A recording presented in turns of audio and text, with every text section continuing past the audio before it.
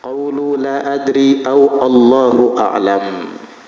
Termasuk adab orang alim adalah qawlu la adri, mengucapkan kalimat saya tidak tahu, atau Allahu a'lam, Allah yang maha tahu.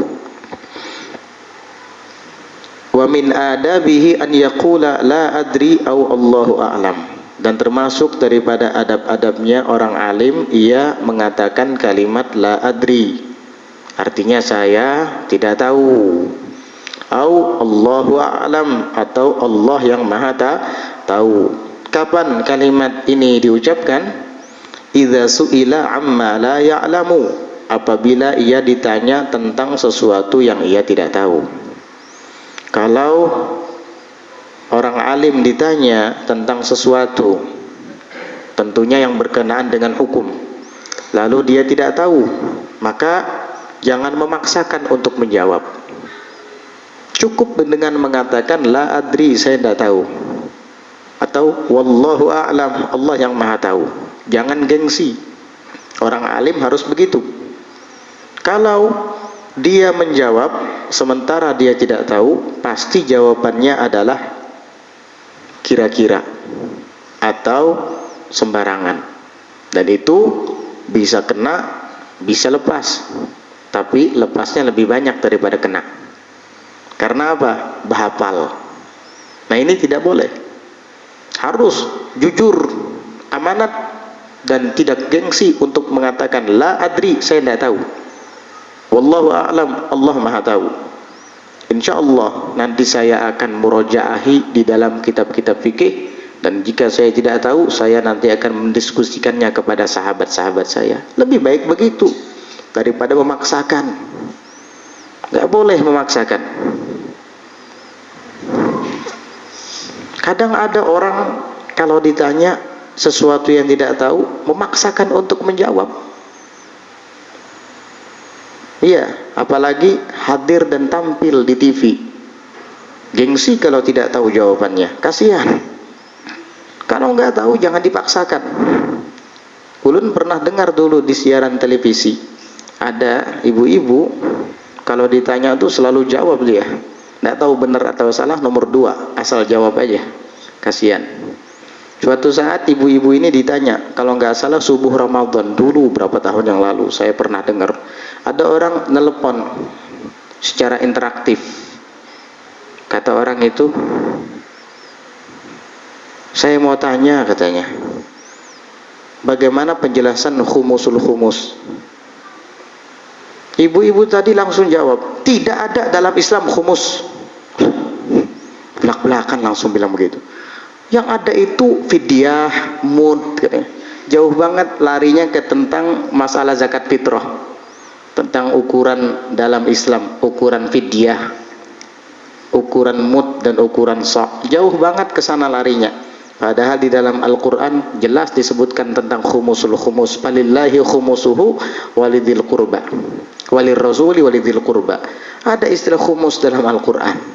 Khumus itu 1/5 daripada fai' atau ghanimah, harta rampasan perang yang dimasukkan ke baitul malil muslimin, di baitul mal, kas orang-orang Islam. Nanti itu untuk Allah, untuk Rasul, untuk ahlul bait Nabi, ada di dalam khumusul khumus. Nah, ibu-ibu ini rupanya tidak mempelajari itu.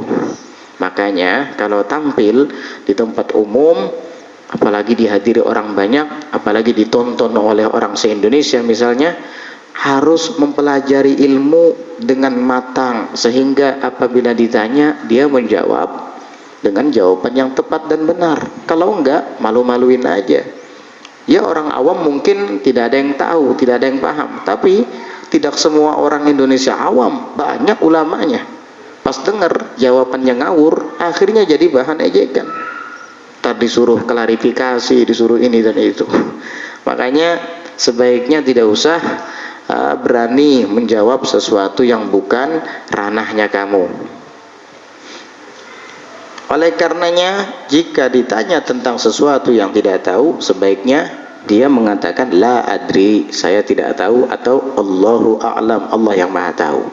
Nanti saya akan coba menelaahi kitab-kitab yang saya punya. Jika saya temukan jawabannya, saya akan sampaikan kepada kamu. Namun jika saya masih belum menemukannya juga, saya akan diskusikan dengan sahabat-sahabat saya. Begitu harusnya.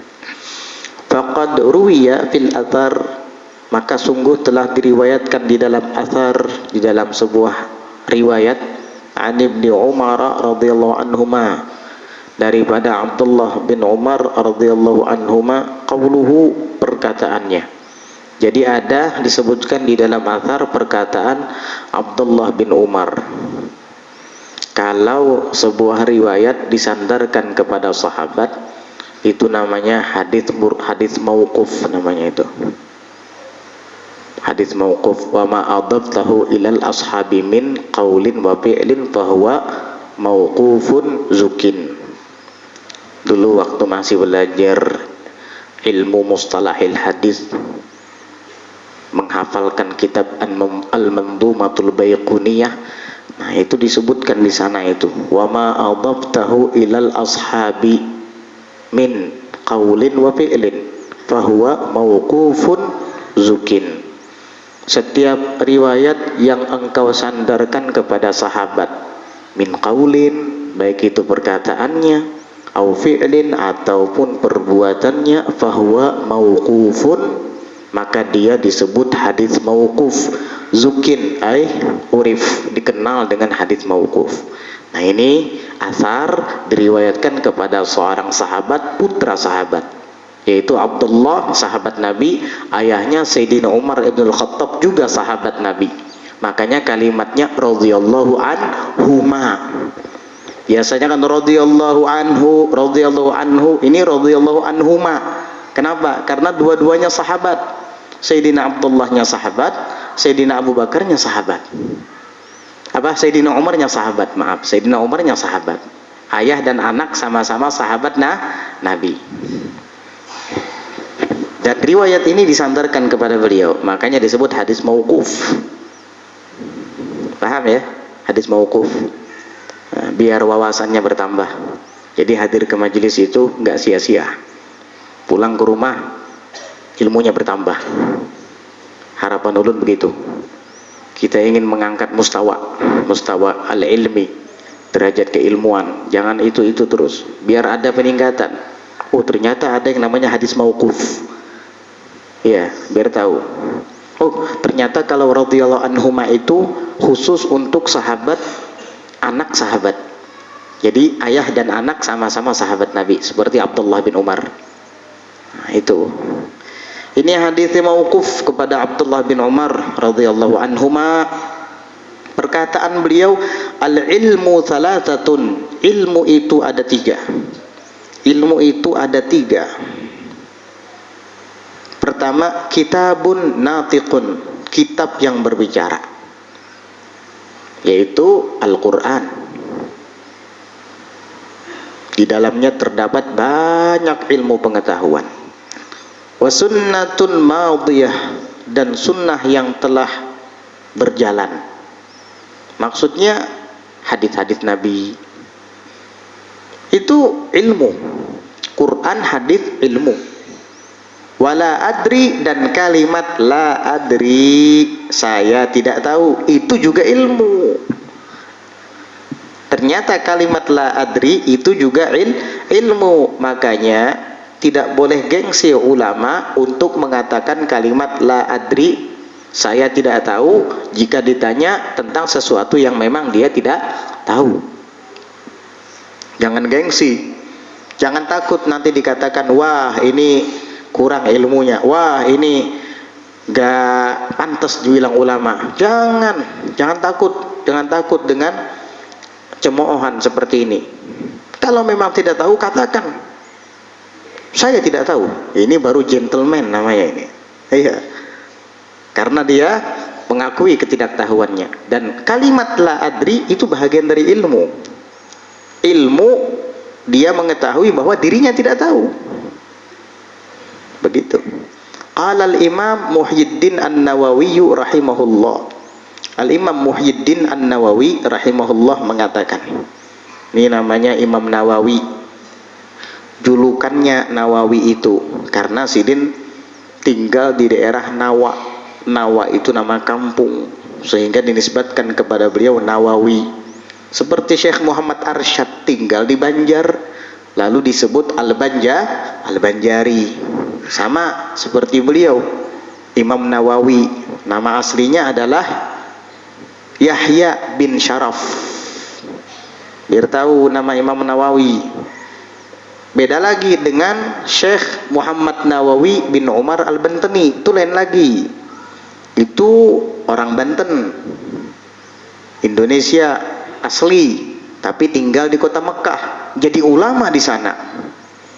Jadi di daerah Hijaz, daerah Mekah sana banyak juga ulama Indonesia. Jangan kira tidak ada, banyak ulama Indonesia di sana. Di antaranya Syekh Muhammad bin Umar, Syekh Muhammad Nawawi bin Umar Al-Bantani. Ada juga Syekh Syekh Abdullah bin Mahfud. Namanya Syekh Abdullah bin Mahfud At-Termasi, dari Termas. Termas itu daerah Jawa Tengah apa itu? At-Termasi, daerah Termas. Ada juga Syekh Ihsan Muhammad Dahlan Al-Jampesi, orang Jampes. Jampes itu kalau nggak salah daerah Kediri apa itu. Tanya aja orang-orang Jawa tahu. Hebat ulama-ulama Indonesia ini, hebat. Banyak ulama Indonesia di Mekah sana dulu. Nah, jadi Al-Imam Nawawi ini namanya Yahya bin Syaraf An-Nawawi. Julukannya Muhyiddin. Bukan nama itu Muhyiddin. Muhyiddin itu julukan. Apa arti Muhyiddin? Sang penghidup agama. Karena beliau memang sangat alim sekali, ilmunya luar biasa luas, sehingga dijuluki dengan Muhyiddin, penghidup agama. Dengan keberadaan beliau, agama yang sudah banyak dilupakan dan tidak diketahui oleh masyarakat umum, maka beliau menghidupkannya kembali, mengajarkannya kembali, sehingga mereka yang tidak tahu menjadi tahu, mereka yang lupa menjadi ingat. Ini Muhyiddin namanya. Apa kata beliau rahimahullahu ta'ala? Man alima min ilmil alimi.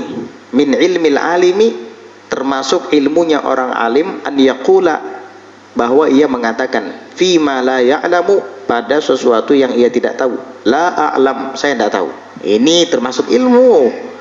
Au Allahu a'lam, atau dia mengatakan wallahu a'lam, saya enggak tahu. Ini bahagian dari ilmunya orang alim. Jadi jangan takut kalau kamu orang alim lalu ditanya tentang sesuatu yang kamu tidak ketahui, untuk mengucapkan kalimat saya tidak tahu, wallahu a'lam, selesai. Jangan dipaksakan menjawab.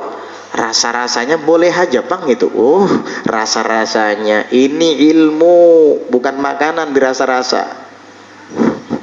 Ya, sepertinya boleh-boleh saja. Jangan sepertinya. Ini ilmu, bukan tebak-tebakan.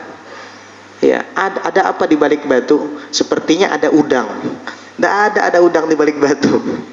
Ragu-ragu nggak ada dalam agama. Ilmu itu yakin. Kalau memang tidak tahu, jangan ada istilah sepertinya, pindah-pindahnya, rasa-rasanya, nggak ada seperti itu. Bilang wallahu a'lam, selesai. Insya Allah nanti saya akan bahas di dalam kitab. Jika saya temukan jawabannya, saya akan kasih tahu kepada kamu. Tapi untuk sementara saya belum tahu jawabannya. Sudah, nggak apa-apa. Itu sebagian dari ilmunya orang alim. Sebagian daripada ilmunya orang alim adalah ketika ia mengatakan saya tidak tahu. Itu ilmu. Kalau orang jahil mengatakan saya tidak tahu, memang betul-betul memang jahil, nggak apa-apa itu ya.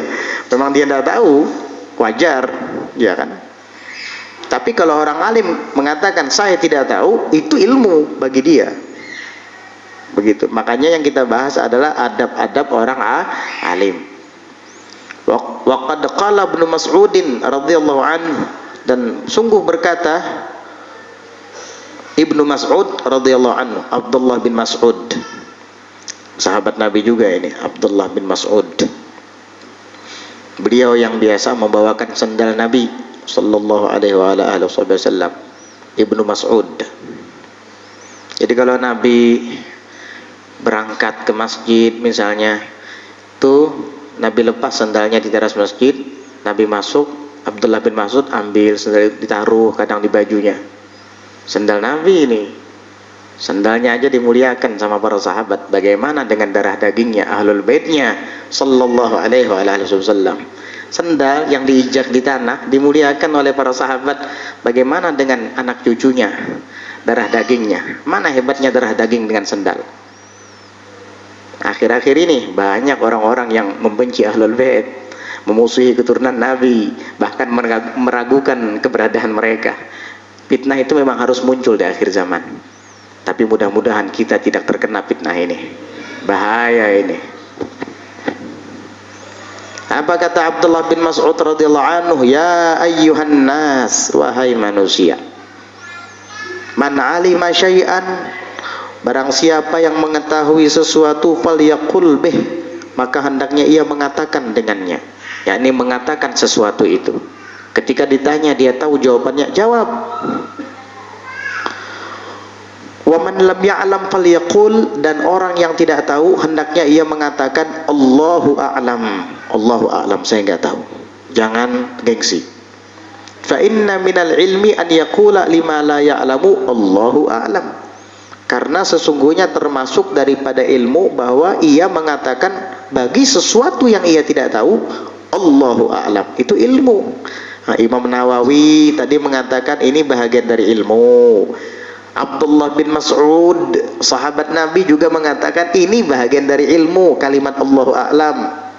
Jadi jangan sungkan, jangan gengsi, jangan ragu. Jika kamu adalah ulama lalu ditanya tentang sesuatu yang kamu tidak ketahui, untuk mengucapkan Allahu a'lam, la adri. Jangan gengsi, ucapkan saja. Qala Allahu li nabiyhi sallallahu alaihi wasallam, Allah Ta'ala berfirman kepada nabinya sallallahu alaihi wasallam, qul ma as'alukum alaihi min ajrin. Katakan wahai Muhammad, Nabi disuruh untuk mengatakan kepada umat, apa isinya?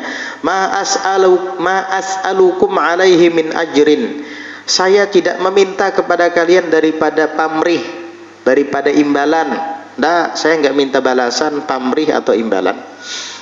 Saya berjuang untuk Islam, menyelamatkan kalian daripada kebodohan, menyelamatkan kalian daripada kegelapan, menyelamatkan kalian daripada kesyirikan.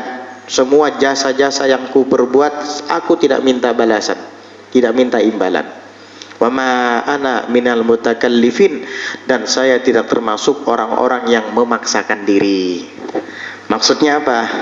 Orang-orang yang memaksakan diri, yaitu tadi, ketika ditanya tentang sesuatu yang tidak dia ketahui, dia berupaya dan memaksakan diri untuk menjawab. Bahaya ini, musibah ini, bahaya. Bilang wallahu a'lam, saya tidak tahu, selesai. Jangan takut dibilang bukan orang alim. Kamu menuntut ilmu kan ikhlas karena Allah, bukan ingin dikatakan ulama. Mau orang bilang kamu alim, mau dibilang orang jahil, urusan mereka. Yang penting kalau kamu tidak tahu, jawab Allahu a'lam. Tapi kalau kamu tahu jawabannya, ya silahkan jawab dengan jawaban yang benar, seperti yang dikatakan oleh Abdullah bin Mas'ud tadi. Tsumma qala al-Imam an-Nawawi, kemudian berkata Imam Nawawi, i'lam, ketahuilah, anna mu'taqadal muhaqqiqina, bahwasanya keyakinan orang-orang yang muhaqqiqin, orang-orang yang mendalami ilmu, itu muhaqqiqin namanya, orang-orang yang sudah memantapkan ilmunya, mendalami ilmunya, ahli dalam segala bidang. Berbicara tentang tauhid, dia pakarnya. Berbicara tentang tasawuf, dia ahlinya. Berbicara tentang fikih, dia ahlinya. Berbicara tentang ilmu alat, dia ahlinya. Tafsir, dia ahlinya. Hadits, dia juga ahli. Pokoknya dia ini muhaqqiqin, ahli. Nah, keyakinan orang-orang yang muhaqqiqin ini, orang-orang yang dalam ilmunya, mereka meyakini anna qaulal alimi, bahwasanya perkataan orang alim, la adri, saya tidak tahu, la yadau manzilatah, tidaklah merendahkan derajatnya. Ingat itu. Ketika orang alim mengatakan Maaf benar nah ulun belum tahu jawabannya. Itu tidak menggugurkan derajatnya, tidak menjatuhkan kedudukannya, enggak sama sekali. Itu tidak merendahkan martabatnya. Makanya jangan gengsi untuk mengucapkan la a'lam. Kalau ulama saja tidak boleh gengsi mengucapkan la a'lam, apalagi yang bukan ulama. Jangan sok-sok tahu kan gitu. Wah, Supan, aku mau mondok 10 tahun kada kau menjawab. Lu kalau nggak tahu ya bilang nggak tahu. Ente kan mondok 10 tahun cuma 2 tahun belajarnya. 8 tahunnya main-main tuh. Ya, jangan takut dia untuk mengatakan wallahu a'lam atau la adri, jangan takut. Itu tidak akan menjatuhkan manzilatah kedudukannya. Bal huwa, bahkan itu dalilun ala idhami mahallihi, petunjuk atas agungnya kedudukannya. Wa taqwahu, dan petunjuk atas ketakwaannya, dan petunjuk wa kamali ma'rifatih, atas kesempurnaan kema'rifatannya. Justru orang alim yang tidak tahu ketika ditanya lalu mengatakan saya tidak tahu, ini orang alim yang bertakwa ini. Ini menunjukkan kesempurnaan ma'rifatnya kepada Allah. Ketika dia mengatakan saya tidak tahu, ulun kada tahu. Takwa berarti karena dia jujur terus terang. Tapi kalau kada tahu lalu pura-pura tahu, memaksakan untuk menjawab, ini pengkhianat ini dalam ilmu. Dan ini pembohong. Berarti orang ini nggak takwa, nggak pantas jadi ulama. Begitu. Jadi ulama itu jika mengatakan saya tidak tahu, itu menunjukkan bahwa dia takwa kepada Allah, karena nggak berani lancang menjawab sesuatu yang dia tidak tahu. Dan ini menunjukkan sempurnanya kemakrifatannya dalam agama ini. Li'annal mutamakkina la yadurruhu adamu ma'rifatihi masaila ma'dudatan. Karena orang yang mutamakkin, orang yang sudah mantap keilmuannya, la yadurruhu, tidaklah memudaratkannya, mempengaruhinya, adamu ma'rifatihi, ketidaktahuannya, masaila ma'dudatan, akan permasalahan yang banyak. Itu tidaklah membuat dia mudarat, tidaklah menjatuhkan kehormatannya sebagai ulama ketika dia tidak mengetahui masalah-masalah yang banyak. Artinya tidak semua permasalahan dia bisa menjawab. Itu tidak mempengaruhi dia, tidak merusak statusnya sebagai ulama.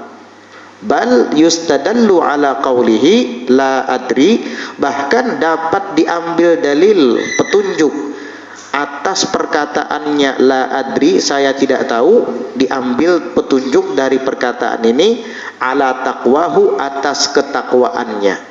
Berarti orang ini takwa ini karena dia jujur terus terang mengatakan tidak tahu.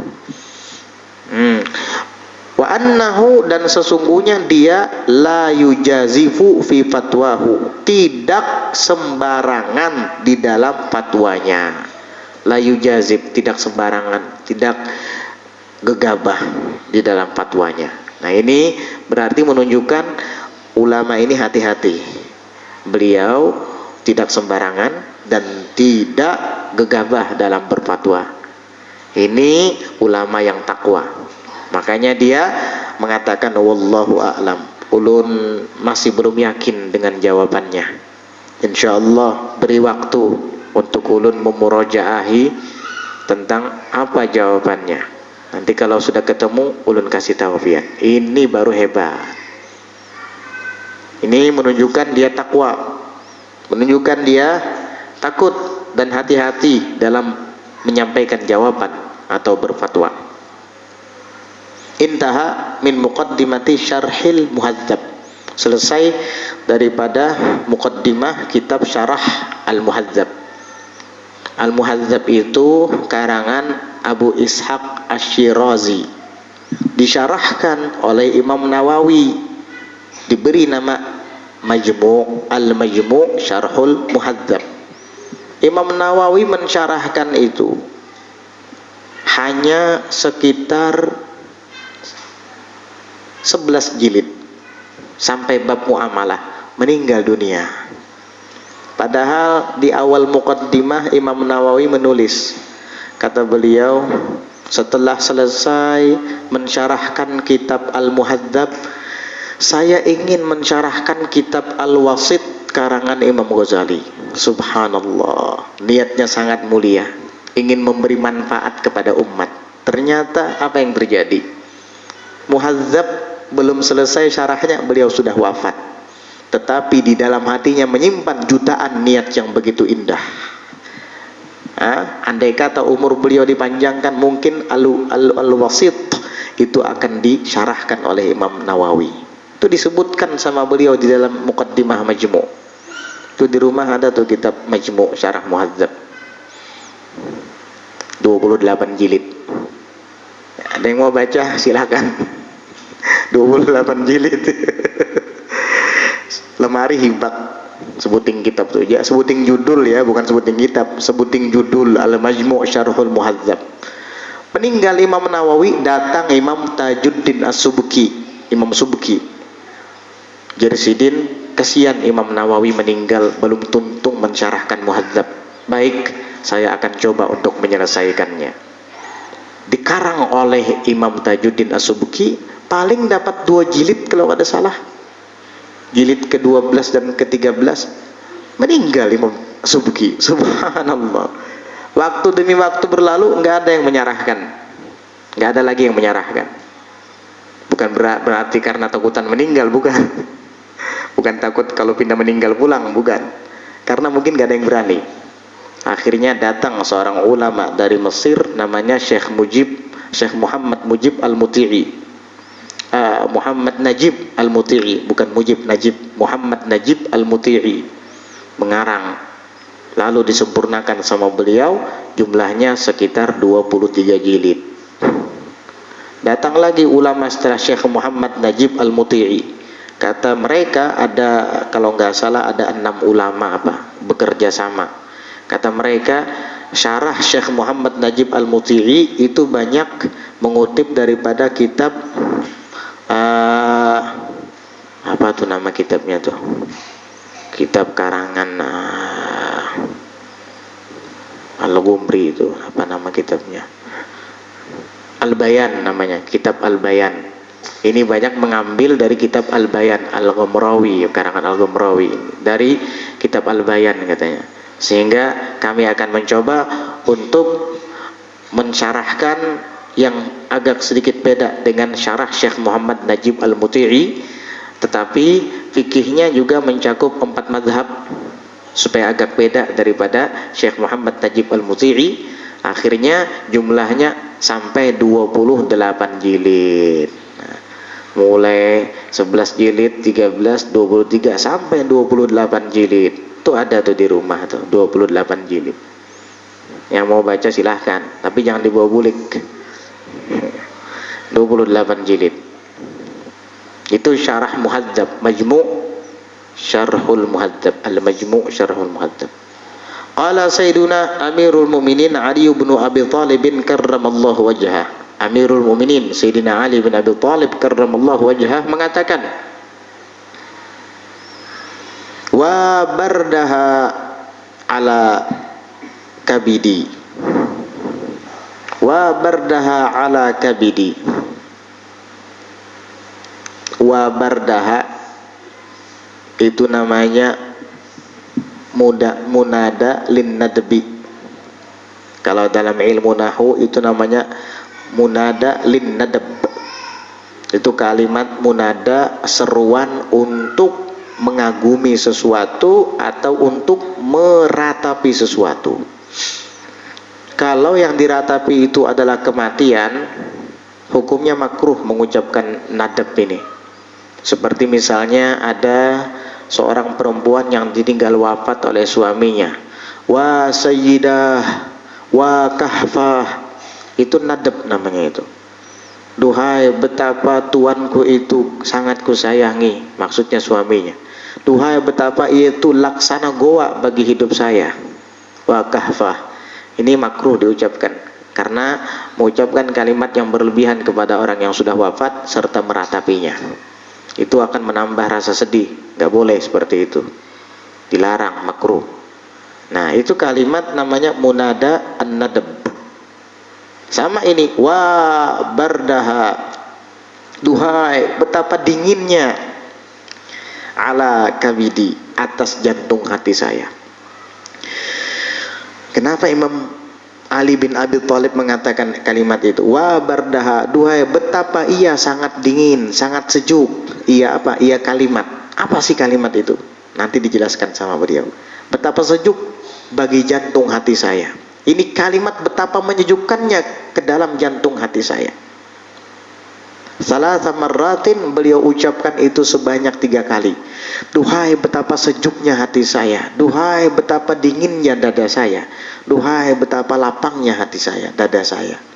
Apa kata dia? Qalu, orang-orang berkata, wa madzaka ya Amirul Mukminin, apa itu yang kamu maksud wahai Amirul Mukminin? Kata orang-orang yang ada di sekitarnya. Ini waktu itu Sayyidina Ali bin Abi Thalib jadi khalifah setelah Sayyidina Utsman bin Affan menjadi khalifah keempat. Makanya para sahabat atau tabi'in mengatakan ya Amirul Mukminin, wahai Amirul Mukminin, karena beliau menjadi khalifah yang keempat setelah Sayyidina Utsman bin Affan. Apa yang kamu maksud dengan kalimat itu yang menyejukkan dadamu, mendinginkan hatimu? Apa itu? Apa kata Sayyidina Ali? Qala an yus'alar rajulu amma la ya'lam, yaitu seorang lelaki ditanya tentang sesuatu yang ia tidak ketahui, fayaqul, lalu ia mengatakan Allahu a'lam. Ini yang membuat hatiku sejuk. Kenapa jadi sejuk hatinya? Karena dengan demikian tidak ada lagi sudah kesesatan. Tidak ada yang tersesat. Kesesatan itu ada di saat orang yang tidak tahu tapi beperagah tahu. Disitulah akhirnya letak kesesatan. Atau ulama yang tidak tahu jawabannya tapi dia memaksakan untuk menjawab padahal dia tidak tahu, akhirnya dipegang oleh si penanya. Disinilah terletak kesesatan, sesat akhirnya. Itu adalah cikal bakal kesesatan. Di saat orang yang tidak tahu lalu berbicara, atau di saat ulama ditanya sementara dia tidak tahu jawabannya lalu memaksakan untuk menjawab. Inilah cikal bakal kesesatan. Dari sini nih bermuara kesesatan nantinya. Akhirnya si pendengar mengiyakan, membenarkan, padahal salah jawabannya lantaran dipaksakan. Nanti si pendengar ini akan menyampaikan kepada orang lain, dan dia mengatakan ujar guru si anu, ujar kiai si anu, atau ujar habib si anu. Akhirnya yang ini akan mempercayai dan membenarkannya. Dia akan sampaikan lagi kepada terus. Akhirnya ajarannya yang salah tadi berkembang. Disitulah cikal bakal kesesatan. Di saat seseorang yang tidak tahu tapi sok tahu. Di saat seorang ulama yang tidak bisa menjawab tapi memaksakan diri untuk menjawab. Makanya tadi wa ma ana minal mutakallifin, kata Nabi, aku tidak termasuk orang-orang yang memaksakan diri. Sallallahu alaihi wa alihi wasallam. Kadang-kadang Nabi itu ditanya tentang sesuatu, Nabi tidak langsung menjawab. Kalau beliau tidak tahu, tunggu, kata Nabi, sampai nanti Jibril datang membawa wahyu baru saya akan jawab. Nabi pernah ditanya tentang kenapa tidak sholat di belakang makom Ibrahim saja? Mengapa kita harus sholat di rumahnya Zaid bin Arqam? Sampai kapan kita sholat di sini? Kata Sayyidina Umar, bersembunyi di rumah Zaid bin Arqam. Apa nattakhidhu min maqami Ibrahim musalla? Tidakkah sebaiknya ya Rasulullah kita jadikan dari makom Ibrahim yang ada di Ka'bah itu sebagai tempat sholat kita? Apa aja? Ayo, gitu jawaban Nabi. Oh, itu bagus, itu ide yang cemerlang. Nggak ada. Tunggu, kata Nabi, saya nggak berani memutuskan. Ini Nabi. Apa Nabi nggak tahu jawabannya? Apa Nabi tidak bisa memutuskan sendiri? Bukan begitu. Ini masalah agama. Jangan dengan akal pribadi kamu. Nabi itu sudah cerdasnya luar biasa. Karena di antara sifat yang wajib bagi para rasul adalah fatonah, cerdas, cerdik, pintar. Tapi Nabi nggak mau. Tunggu, kata Nabi. Akhirnya turun wahyu dari Allah, datang Jibril menyampaikan, wattakhidhu mim maqami Ibrahim musalla. Silahkan kalian jadikan sebahagian daripada makam Ibrahim itu tempat sholat kalian di Masjidil Haram di dekat Ka'bah. Akhirnya semua para muslimin para mukminin keluar dari rumah Zaid bin Arqam dan melaksanakan sholat secara terang-terangan di Masjidil Haram, di dekat Ka'bah, di belakang makam Ibrahim. Dan sholat pertama yang mereka lakukan adalah sholat duhur. Makanya dinamakan duhur. Duhur itu artinya nampak. Li'annaha awwalu sholatin dhaharat fil Islam. Karena sholat duhur itulah pertama-tama sholat yang nampak dilaksanakan terang-terangan dalam Islam. Catat itu biar tahu sejarah. Itu menurut sebagian ulama dinamakan duhur karena dia awwalu sholatin dhaharat fil Islam. Pertama-tama sholat yang nampak dalam Islam. Ada lagi yang mengatakan di anna dukhulaha fi waqti dhahirah, karena dukhul atau masuknya waktu zuhur itu di waktu dhahirah, itu matahari sedang bersinar terang, pas ada di permukaan langit dan tergelincir, itu pas panas-panasnya. Ada yang mengatakan itulah sebab kenapa dikatakan zuhur. Ada dua versi atau dua qaul. Jadi begitu. Jadi kata Sayyidina Ali, saya tenang. Pokoknya kalau ada ulama tidak tahu lalu mengatakan Allahu a'lam, saya senang. Karena tidak akan menyesatkan. Itu membuat hati saya dingin. Tapi kalau ada yang sok tahu atau memaksakan diri menjawab padahal tidak tahu, ini mencemaskan hati saya, mencemaskan dada saya. Kenapa? Karena nanti akan menjadi benih-benih kesesatan. Bahaya. Iya kalau bujur. Kalau bujur masih mending, busia salah. Biasanya kalau bahapal itu jarang bujur, banyak nang salahnya. Kecuali kebarungan di orang Banjar. Itu jarang kebarungan itu. Jadi begitu. Wa an Ibni Abbas radhiyallahu anhuma, dan diriwayatkan daripada Ibni Abbas radhiyallahu anhuma. Tuh, anhuma juga. Kenapa? Karena Abbas paman Nabi, sahabat Nabi. Anak sidin Ibnu Abbas. Ibnu Abbas namanya Abdullah. Abdullah bin Abbas juga sahabat Nabi. Makanya Abdullah sahabat Nabi, ayahnya Abbas sahabat Nabi. Karena kedua-duanya sahabat Nabi, makanya kalimatnya radhiyallahu anhuma. Semoga Allah meridhai keduanya, Abdullah dan ayahnya Abbas. Bahkan Abdullah bin Abbas ini orang yang mendapat doa dari Nabi berkat akhlaknya.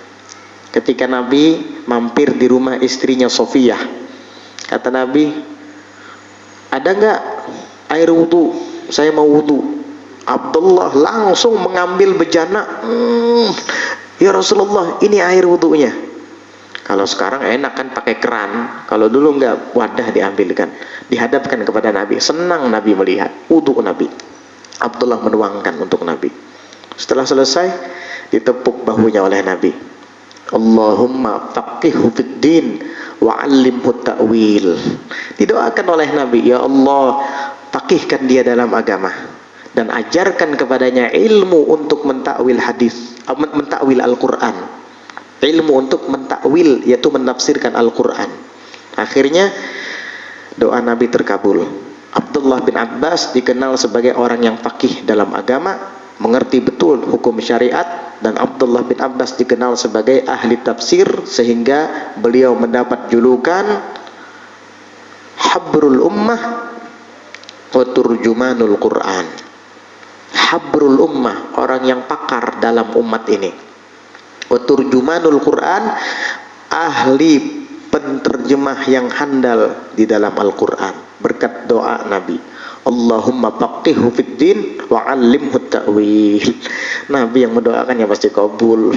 Wali aja berdoa kabul, apalagi Nabi. Akhirnya beliau memang betul alim dalam syariat, dan beliau ahli dalam mentafsirkan Al-Quran radhiyallahu anhuma, Abdullah bin Abbas. Apa kata beliau? Junnatul alimi la adri. Perisai orang alim itu adalah kalimat la adri, saya tidak tahu. Itu perisainya, itu tamengnya itu.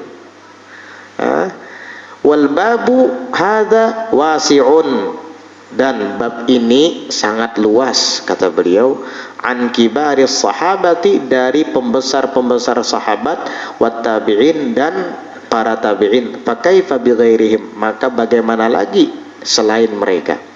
Artinya sangat banyak dan luas pembahasan ini di kalangan para pembesar-pembesar sahabat dan para tabi'in. Artinya banyak sahabat yang mengatakan Allahu a'lam, banyak para tabi'in yang mengatakan la adri ketika ditanya sesuatu yang mereka tidak tahu. Luas masalah ini, sering dikatakan oleh sahabat, dan itu tidak mengurangi derajat kesahabatan mereka kepada Nabi, dan itu tidak mengurangi tabi'in sebagai ketabi'inan mereka ketika mengatakan la adri atau Allahu a'lam. Masih banyak. Kalau sahabat dan tabi'in saja tidak sungkan-sungkan dan gengsi mengucapkan la adri, saya tidak tahu, Allahu a'lam, Allah yang maha tahu, fakaifa bighairihim, apalagi selain mereka. Bagaimana lagi dengan selain mereka, apalagi kita ya yang ilmunya sedikit. Maka ketika mengatakan Allahu a'lam, itu adalah suatu kelaziman dan keharusan kalau kita tidak tahu, dan itu tidak mengurangi martabat kita, tidak menjatuhkan derajat keilmuan kita, sama sekali tidak. Justru itu menunjukkan ketakwaan kamu, karena kamu ditanya tentang agama, berarti tentang agamanya Allah ini, bukan tentang jawaban kamu, tapi tentang agamanya Allah. Kamu pun harus menjawabnya karena Allah.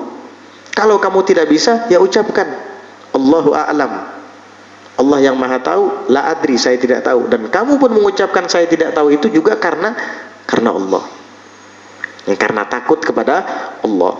Sebab kalau saya paksakan, pasti nanti akan ngawur jawabannya nanti. Jadi begitu. Jangan gengsi untuk mengucapkan Allahu a'lam, jangan gengsi untuk mengucapkan saya tidak tahu. Ini anjuran kepada ulama, apalagi kepada kita yang bukan ulama ini. Wa min adabihi, dan termasuk adab-adabnya orang alim, at-tawarru'u anil futya, yaitu berhati-hati, bersikap wara', anil futya, daripada berfatwa. Jangan sembarangan berfatwa, menjawab pertanyaan orang walaupun kamu tahu jawabannya. Dan bagaimana adabnya ketika kita ditanya tentang sesuatu yang kita tahu jawabannya, apakah mesti harus dijawab ataukah bagaimana? Insya Allah nanti kita akan bahas di pelajaran yang akan datang. Mudah-mudahan Allah Subhanahu wa ta'ala senantiasa selalu merahmati kita, memberikan taufik dan hidayahnya kepada kita, membersihkan batin dan hati kita daripada ria, ujub, sombong, daripada keangkuhan, daripada segala macam penyakit-penyakit dan kotoran-kotoran hati. Dan mudah-mudahan Allah tambahkan ilmu yang bermanfaat kepada kita, dan Allah karuniakan taufik serta hidayahnya untuk bisa dan dapat mengamalkan ilmu-ilmu tersebut ikhlas semata karena Allah Subhanahu wa ta'ala. Amin Allahumma amin. Ala hadhihi niyyah wa ala kulli niyyatin salih.